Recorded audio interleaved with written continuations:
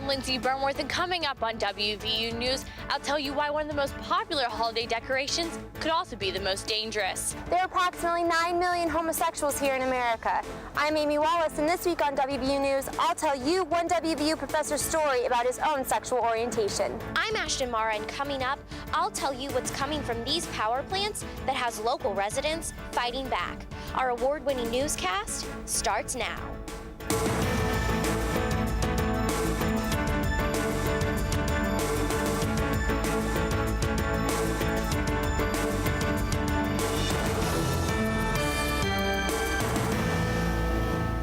Residents in Monongalia County are speaking out about mining practices they believe are harming the environment and destroying its natural beauty. I'm Erica Moke. Straight ahead, find out how one local environmental group is speaking out about acid mine drainage. I'm Dave Carl, and you're watching WVU News, an award-winning newscast produced by television journalism students at West Virginia University. West Virginia is known for being one of the top coal-producing states in the country, and in fact, West Virginia leads the nation in underground mine production. That's right, Erica, but an environmental group right here in Monongalia County is fighting back against a mine who they accuse of unsafe coal waste disposal practices. The Sierra Club in Monongalia County is accusing the MEPCO mine of being in violation of the Clean Water Act. WVU News reporter Ashton Mara spoke with the mine owner and Sierra Club members for the full story. Ashton? Thanks, Erica and Dave. Chemical testing in the streams near the mine have been going on for the last 8 years, and I found out why the results are alarming to some area residents. The Clean Water Act has been in effect since the 1970s, and its purpose? To regulate the discharge of pollutants into the waters of the United States. The Sierra Club is now accusing a mine right here in Monongalia County of violating this law. Coal. It employs 1,200 workers in Monongalia County who mine more than 9 million tons of it each year. But with the mining comes waste. Roof rock or floor rock that's above and below the coal seam that's not combustible, that gets mixed in with the coal. The waste, or refuse, is removed from the coal before it is burned for electricity and combined with coal ash in a landfill. The ash is what is left behind in the power plants after the coal is burned. Coal ash from the Fort Martin and Longview power plants are combined with coal refuse from mining operations here at the Maysville site. The ash provides the alkalinity required by law to prevent acid mine drainage, like what you see here. But members of the Sierra Club disagree with the disposal practices. This is exactly the most hazardous way of disposing of the coal ash. It virtually guarantees that these toxic metals will be solubilized and leach into the groundwater. Now, the club is threatening to sue MEPCO for the disposal. Owner James Loretta says he isn't part of the problem, but the solution. They're alleging that we've hurt the streams. We insist there were no streams. We have created biology where nothing existed 40 years ago.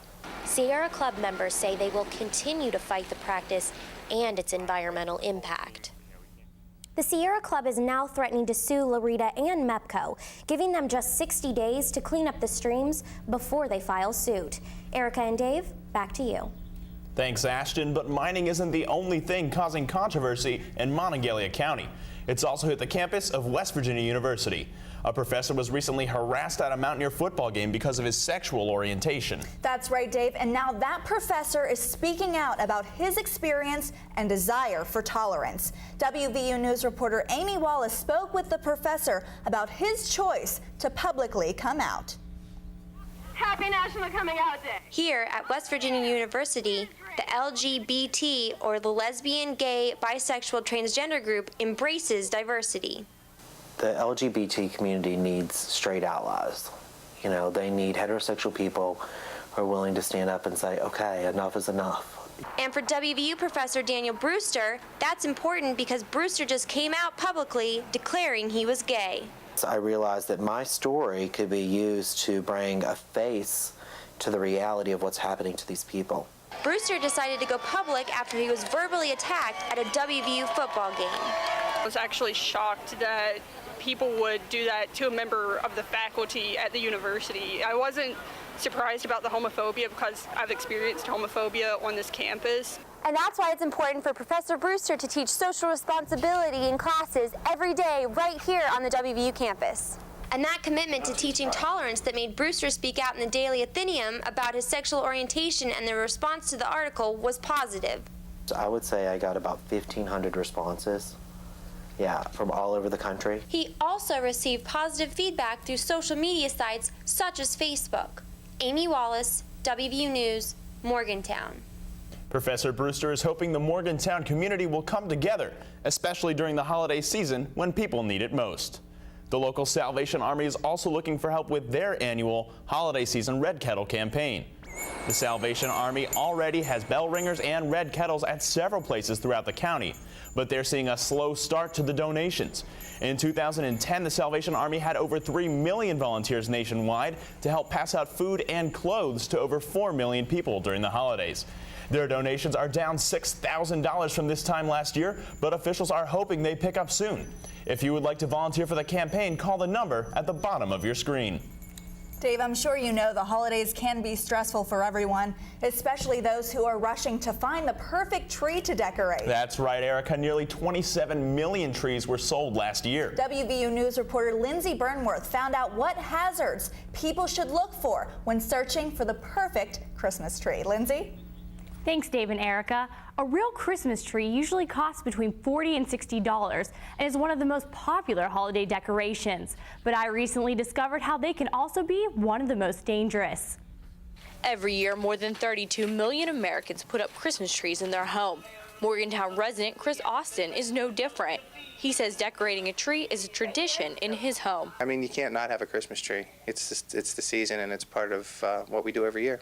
But Christmas trees can be very dangerous. In less than 30 seconds, your Christmas tree can become fully engulfed in flames if ignited. And after 1 minute, it can catch other items in your house on fire. Usually it's in a residence, a home of somebody, so a lot of the home is damaged. There may be Christmas presents involved, personal treasures involved, anything that would go along with a regular house fire. But there are things you can do to prevent a fire this holiday season.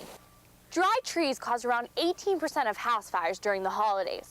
So when buying a tree, check for dry needles by running your hands through the branches. If a lot of needles come off in your hand, the tree is too dry. Fire officials say picking a safe place for your tree away from any heat sources, checking all lights before they are put up, and watering your tree every day can make your holiday safer.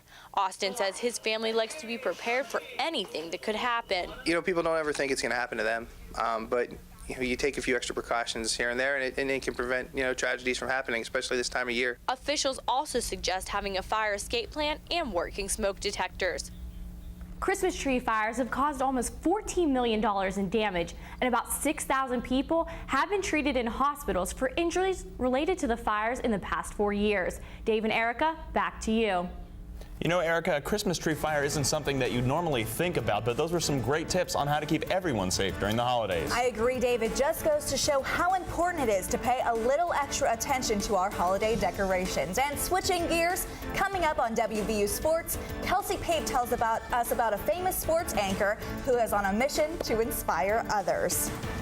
Just after the break, WVU Sports' Kelsey Pape sat down with an ESPN Sports Center anchor. We'll tell you what he had to say coming up next.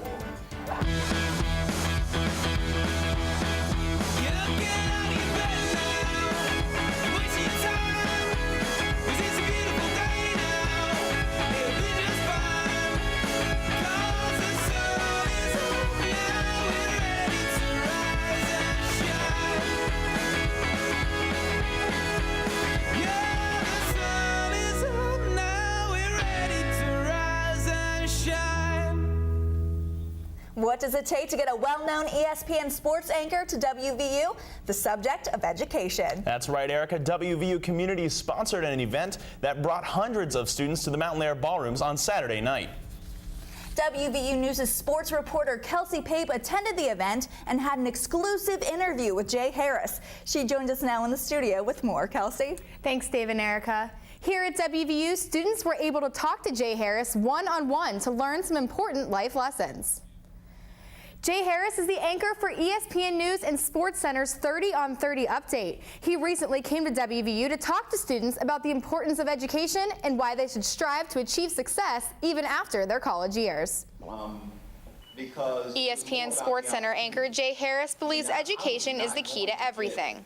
Learning in the classroom, your ABCs and your 1, 2, 3s, that is embedded in you forever. But it's also about the things you do along the way, the people you meet, the relationships, learning from them, mentors in your life. It is all in education. Harris graduated from Old Dominion University in 1987 with a bachelor's degree in speech communication. But he knew he wanted to be a journalist since the 11th grade. He began his career working at WARP Radio in Portsmouth, Virginia, and now is the anchor for ESPN News in the 6 o'clock Sports Center. He says he never let anything stand in the way of his dreams. People ask me all the time, well, did you have any obstacles in your way or this or that? And I'm like, I'm sure they were there. And if I'd concentrated on them, I wouldn't be here. Harris began his career at a radio station just like this one when he was 24 years old. It took him only 14 years until he became a nationwide sports analyst at ESPN.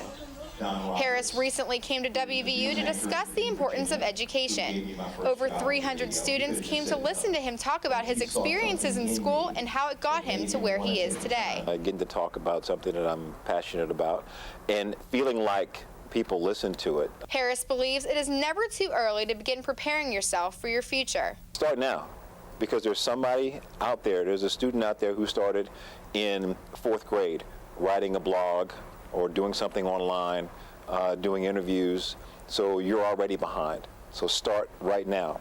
Harris still has big plans for his future. He says one day he would like to host his own radio show, but he is very happy with where he is right now as the 6 o'clock sports anchor at ESPN. Harris's talents contributed to ESPN winning 2 Emmys in 2004 and 2005. Individually, he won a Silver World Medal from the New York Festival Awards. He will host ESPN Sports Saturday on ABC beginning this Saturday, December 10th. Erica and Dave, back to you. Thanks, Kelsey. And hey, if you and your friends and family are looking for some holiday fun this season, look no further. That's right, Erica. I recently went to the Festival of Lights in Wheeling to see what has everyone there feeling so festive. It's beginning to look a lot like Christmas.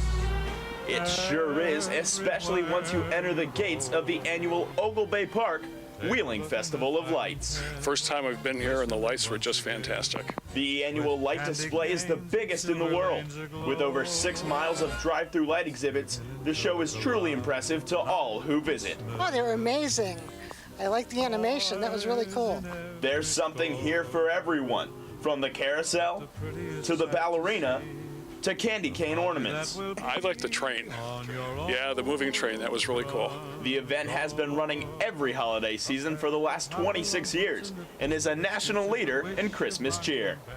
May your days be merry and bright.